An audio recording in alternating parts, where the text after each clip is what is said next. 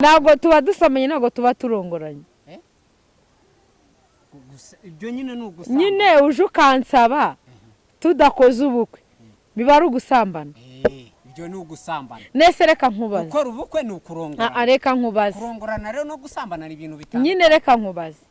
Kuvomera kuri robine ukazana ijerekani ukavoma kuri robine, undi akavoma ku kigega, byose byitwa ibiki? Byitwa iki? Uje ukavoma kuri robine, n'undi akaza akavoma ku kigega tanka, byose byitwa iki? Gusambana ni bibi. No muri Bibiliya haranditse ngo mwibuke n'abagirirwa nabi kuko namwe muri mu mubiri kurongorana kubahwe. Nase ninjye wubatse, ninjye wanditse iyo Bibiliya, kurongorana kubahwe. Ntago ari njye wabyanditse.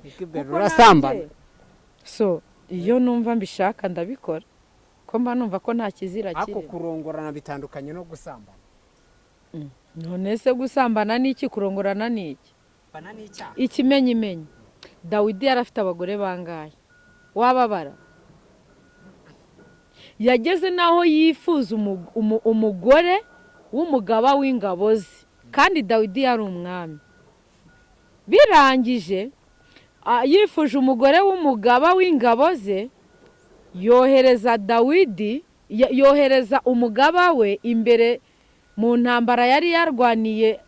Bari bafite ibihugu bari kurwana nabyo kugira ngo bice uwo mugabo, afata umugore we amugira umugore w'amurongore, kandi yari afite abagore barenze benshi cyane. Ese ni gute wambwira ngo ubusambanyi? Gusambana ni bibi. Bayitaga iki? Indaya. Nawe abantu barayizanye ngo nibayitera amabuye ngo bayifashe isambana. Yesu arababwira ati utabikora namutera ibuye. Yesu yagize gutya akebuka, nta muntu n'umwe asanga imbere ye, mufata umusambanyi. Wenda ni urugero, 7 Pro yarongoye, ntabwo ari ibintu bisebetse, ariko iyo bavuze 7 Pro yasambanye babyita nyine ko warongoye umugore wundi, wasambanyije umukobwa wundi, sibyo? Cyangwa se ukarongorwa n'umugabo wundi, cyangwa se ukajya gusambana n'umugore wundi. Nyine ubwo urumva ni ugusambana. Ibyo bintu ni ibintu byo gusambana. Ni ugusambana byenjoyinga rega. Ubukwe mukabukora nyine bikaryoha, abantu bakaza, nibyo bita kurongora. Oh yes, mbanje kubasuhuza mwebwe abakurikiye icyo uzaba TV, nge muri kumva kuri mikoro nkuko mubimenyereye banyita Theo 7 Pro. Hanyuma nkuko mumenyereye ngenda mbatumira abatumirwa batandukanye hirya no hino. Uyu munsi rero twabatumira umukobwa mwiza muri kubona kuri kamera, yambaye inkweto nziza y'umutuku, yambaye bakita gaki kano gakanzu se nako nyine bakita gakanzu k'umuhondo. John ni umuhondo ariko n'umuhondo, agakanzu k'umuhondo bakita waruvuze ngo bakita John. Wamubonye uyu mukobwa se uriho? Niwe bita John. Bamwita John. Johnny. Bamwita John. Johnny. Ukuvuga John ntacyo bisobanura. Johnny. Yego, yitwa Johnny. So uyu mukobwa rero muri kubona kuri kamera ni artiste. Muziki nyarwanda ndabivuze, wenda ibindi mu kwipresenta araza kubivuga. Reka tumuhe karibu abanza twibwire mwebwe abakurikiye icyo uzaba TV. Mutari mumuzi, reka atangire atwibwira. Nitwa Nikibera, niyo mazina yanjye nkoresha mu muziki nyarwanda. Nikibera umeze ute? Umeze neza. Wenda ntaragira kuri byinshi, wenda ntarakubaza ibintu byinshi nk'umuntu ukora umuziki nyarwanda, ni nk'izihe mbogamizi ubona mu muziki nyarwanda? imbogamizi za mbere mbona ziri nko mu muziki nyarwanda, kuba utaramenyekana, kuba utarakora umuziki uzwi n'abantu, ko iyo umenyekanye nibwo urushaho no kumenyekana mu muziki. Niyo mpamvu rero imbogamizi ziri mu muziki nyarwanda, kuba utazwi. kuba utazwi nyine, kuba utazwi ni imbogamizi birumvikana. Ariko se ni iki gishobora gutuma utamenyekana? Ndi kuvuga mu mbogamizi ugira, kuko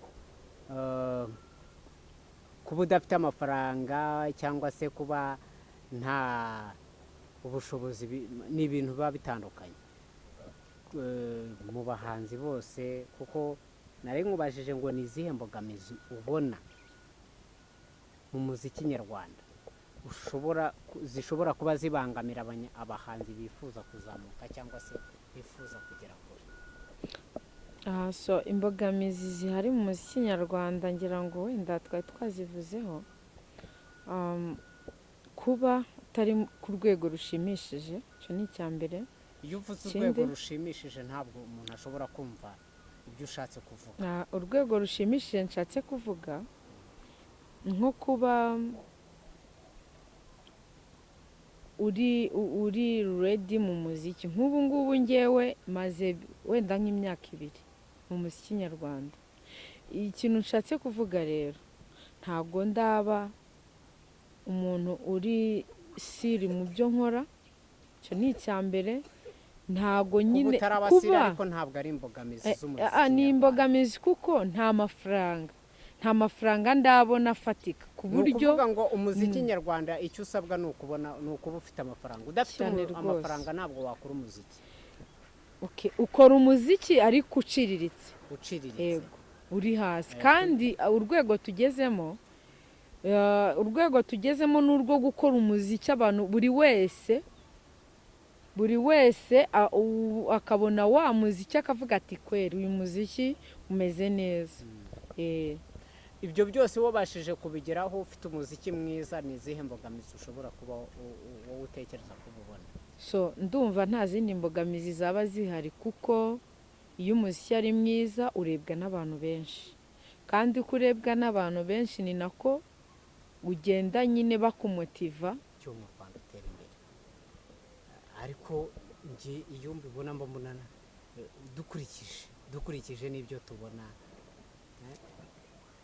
sinzi, ntabwo urampa ikintu gifatika bashobora gukora by'umwihariko. Ikintu bakora kugira ngo umuziki nyarwanda se uzamuke, gukunda iby'iwacu, dukunda iby'iwacu. Kuko apana ndi kuvuga abanyarwanda, kuko wari wambwiye ngo kugira ngo tuzamure umuziki nyarwanda, nk'abantu bakunda nyine umuziki nyarwanda ariko batari abahanzi, kuba wakunda iby'iwacu, wabona indirimbo z'inyarwanda ugakanda subscribe, nibyo nyine, ugakunda iby'iwacu ndetse ukanabishishikariza n'abandi. Yego. Ni kibera rero hari ikintu buriya ngewe natekereje. Yego. Ndatekereza yuko wenda kugira ngo tugere ku byo twifuza kugeraho nk'abanyarwanda cyangwa se nk'abantu twifuza yuko umuziki nyarwanda utera imbere, ntekereza yuko ari uko wowe muhanzi ushobora gukora ibintu byatira abanyarwanda, byatira cyangwa se bishobora gutuma umunyarwanda wese abikunda. Tureke n'umunyarwanda n'umunyamahanga. Rero ntabwo ndi guhamanya nawe ko ari ngombwa ko kugira ngo umuntu akunde ikintu ni uko uba wamukundishije icyo. Ibintu byose dukora ntabwo ari uko ntabwo nakora ikintu kibi, ahubwo nyikora ari cyiza, ariko tukabikora mu buryo butandukanye. Uburyo butandukanye ni ubuhe? Ni ubushobozi. ubushobozi nshobora gukora ikintu nyikunze kandi mbona ari cyiza kandi abanyarwanda bazagikunda, ariko bitewe n'ubushobozi ngiye mfite ntikigaragare neza, fizikali ntikigaragarire abaturarwanda cyangwa se abaturage muri rusange, ntikibagaragarire, ntikibanogere neza bitewe n'ubushobozi. Ariko mfite ubushobozi burenze buhambaye, nkakora ikintu ku buryo umunyarwandakazi n'umunyarwanda wese azabona icyo kintu akavuga ati iki kintu ni cyiza, ariko byose biba hehe mu bushobozi. Ariko hari ikintu kijya gikunda kugaragara mu bahanzi cyangwa se mu bantu bakora umuziki nyarwanda, ngira ngo hari abahanzi mu byo bigisha cyangwa se muri mesaje batanga ntabwo ari ibintu bakunda gukora, ntabwo bakunda kubikora, kubera ko nk'urugero abahanzi b'abanyarwanda bakunda iyo bataririmbye ibintu birimo ibisheguru, tujya dukora ibintu bita ubushegura biza. Ndabizi. Ni biki ibishego? Ni nko kuririmba ibintu navuga se nk'ibiki, ibi bya bintu nyine bazimiza byerekeye nko ku busambanyi, donke nko ku bintu nyine nk'ibyo, nyine ibintu nk'ibyo nawe uri kumbaza nkana nawe urabizi. Ariko wenda tutararenga aho ngaho kuri icyo kintu kivuga cy'ubusambanyi, ubusambanyi mu Rwanda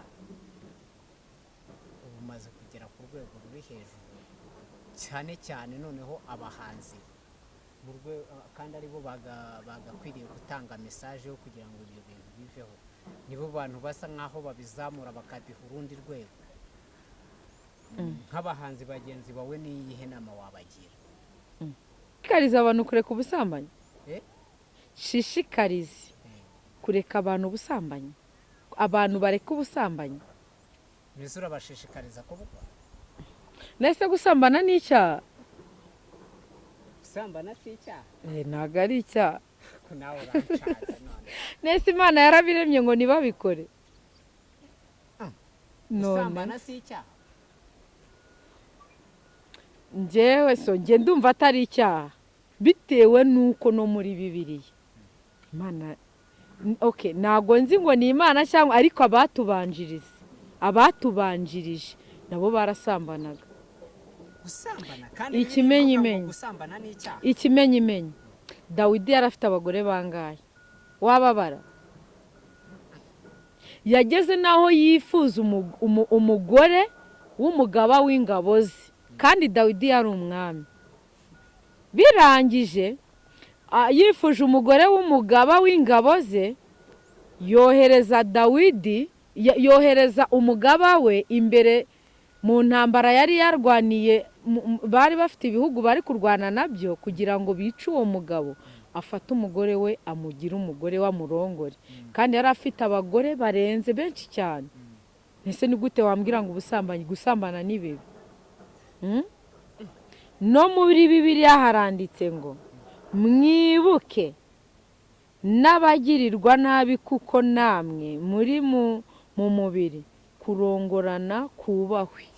Nese ninjye wubatse, ninjye wanditse iyo Bibiliya, kurongorana kubahwe. Ntabwo ari njye wabyanditse. Urasambana? Iyo numva mbishaka ndabikora, ko mba numva ko nta kizira kiri. Ako kurongorana bitandukanye no gusambana. None se gusambana ni iki, kurongorana ni iki? Kurongorana ariko batandukana, kubera yuko bivugwa yuko ngo umugore yasambanye n'iki n'undi mugabo, cyangwa se ugasanga divorce zabaye. Kubera iki byitwa gusambana kandi bajya gukora ubukwe bakavuga ngo barongoranye? Ndumva wenda impamvu bavuga kurongora ni umuco nyarwanda, kuko ntago yavuga ngo runaka yasambanye kandi yakoze ubukwe. Nyine urumva ni ikinyarwanda, kurongora ni ikinyarwanda, ariko gusambana ni iki? Gusambana nacyo ni ikinyarwanda, ariko kwa kundi nk'umuntu abikora n'undi mu ibanga, babikoze mu bintu bibi. So wenda nge nawe turabyumvikanye tugiye gusambana, ntago duciye mu mategeko. Niyo mpamvu ari baca mu mategeko babyise kurongora. Runaka yarongoye,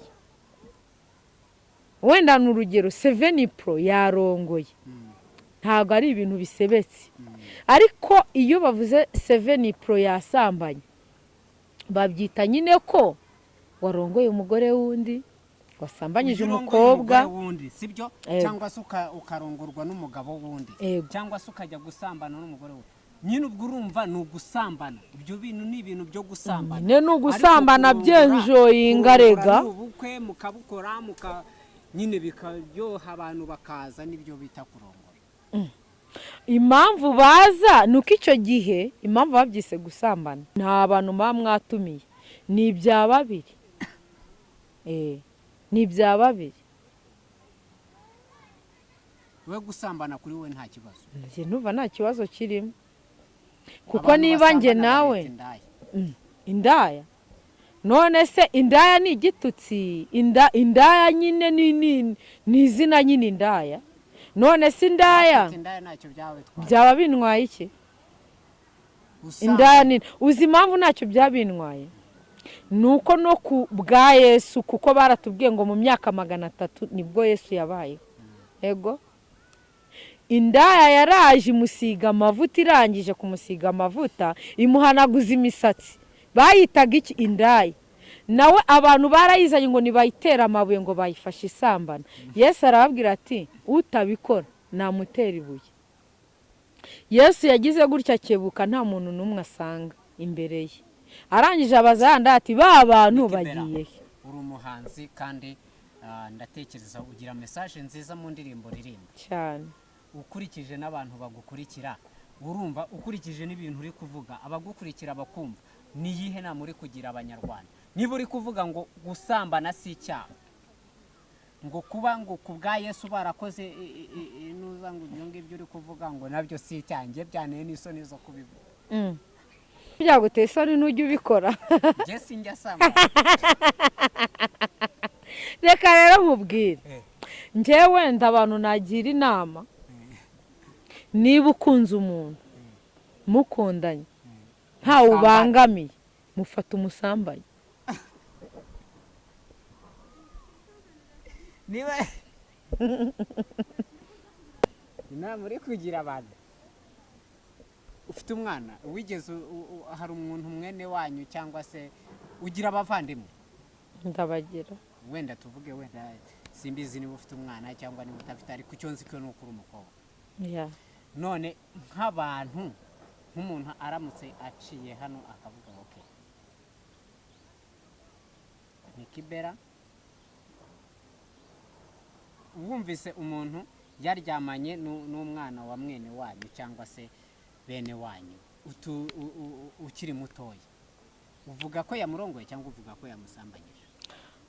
Nsanze abaye atujuje imyaka y'ubukure, aho babyita kumushuka, kumufata ku ngufu. Ingufu ntago ari ukuza ngo turwane. Ingufu nyine urabanza ukamushuka, cyangwa se hari uburyo bwo kumushuka, ku buryo bwo kumushukisha amagifti, kumushukisha amafaranga, ibintu nk'ibyo, warangiza kuko umurusha ubwenge ari umwana ukamusambanya. Cyo ntago ari cyo. Ikindi cyo kunsambanya, kuba nge nawe tutabyumvikanyeho. Shobora kuba nubwo nafite imyaka 50. Wakoze cyane. Yego. Kuba yakugusambanya ni ikosa, kuko nawe urabivuze. Ndabivuze. Uvuze ngo agusambanyije byaba ari ikosa. Yego. Gusambana ni ikosa. Bivuze ngo gusambana bitandukanye no kurongora. Byose ni bimwe. Ahubwo ikintu nshatse kuvuga, hari ukunsambanya nge nawe tutabyumvikanyeho nge nabishaka. Hari ugusambanya umwana utagejeje igihe, ibyo ni amakosa cyane, ubwo bagufungira no mu icupa. kurongorana no gusambana ni ibintu bimwe, impamvu ari bimwe, bikorwa kimwe. Usambanye n'urongoye ni kimwe, ahubwo ikitari kimwe ni ugusambana utakoze ubukwe, kurongora utumvikanye n'umuntu. Nibyo we navuga ngo yasambanyije umwana ku ngufu. None se kuki bataza ngo bavuge ngo wansambanyije ku ngufu, nje nawe twabyumvikanye twasambanye, ariko ntago bashyiraho ingufu rero niyo mpamvu bajya mu mategeko.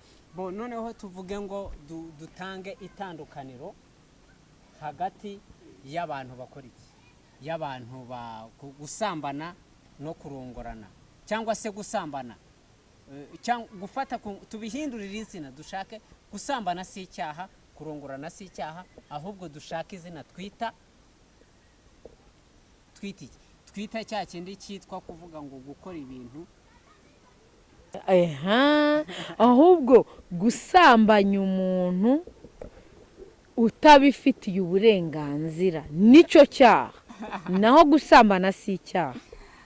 Nikibera ndatekereza tuvuze kuri ibi bintu twabivuga bigatinda, ndetse ndabona no kugira ngo twumvikane byagorana. Wenda iki kiganiro reka tuzagikoreho, tuzakigarukeho ubutaha, ariko ngira ngo abakurikiye icyo Uzaba TV, Nikibera kugeza kuri iyi saha ntabwo arumva gusambana ni icyaha, kurongorana ni icyaha. Gusambana si icyaha ku ruhande rwa Nikibera, no kurongorana si icyaha. We uburyo abifata nuko hari irindi zina bikwiriye guhabwa. Izina bikwiriye guhabwa Nikibera ntabwo ari kuri tubwira, ariko reka tumubaze tutaragana ku musozo. Ku bwawe, ku ruhande rwawe, kugira ngo ikintu cyitwa icyaha kuri ibi bijyanye no kurongorana cyangwa se no gusambana, urumva twabihirihe zina? Wenda songe ntago ngiye kuvuga ngo ntago ari njye wakabihaye izina, ariko nanjye nshobora nko kuba navuga wenda nk'umuturage utuye mu Rwanda, njye ndumva gusambana atari icyaha no kurongora si icyaha, ahubwo gusambanya umuntu mutabiteguye cyangwa se atagejeje igihe cyo kuba wamusambanya nicyo cyaha. Gusa ubwo twabyitana nko gusambanya umuntu bitageze igihe cyo kuba wamusambanya, cyangwa se kurongora. Ni nko erega umva nkubwire, nk'ubu ngereye ku giti cy'imyembe ukanshira imyembe iteze, ubu yisambanyije. ubu ukoze icyaha nshakana nagufungisha. Ni nko kuba rero nanjye uje ukamfata ntagejeje imyaka, nanone ushobora guca ku giti cy'imyembe yaratukuye pe, ariko icyo giti nubwo ugiye kugicaho ntago ari icyawe, nta nubwo nyiri icyo giti yaguhaye uburenganzira bwo gusarura ya myembe, ariko ya myembe yitukuye yahiye ukayisarura nta kibazo. Nanjye rero cya giti ari icyanjye nkakubwira ati genda usarure kiriya giti nta kibazo. Soke ni nko kuba nanjye nawe twahuza, nta cyaha kirimo. Reka mbashimire mwebwe abakurikiye icyo Uzaba TV. Nikibera kugira ngo muburane umutsinde ni ibintu bitoroshye. Reka tube duhagarikiye ahangaha. Iki ni igice cya mbere cy'iki kiganiro twarimo dukorana na Nikibera. Mu gice cya kabiri tuzagaruka.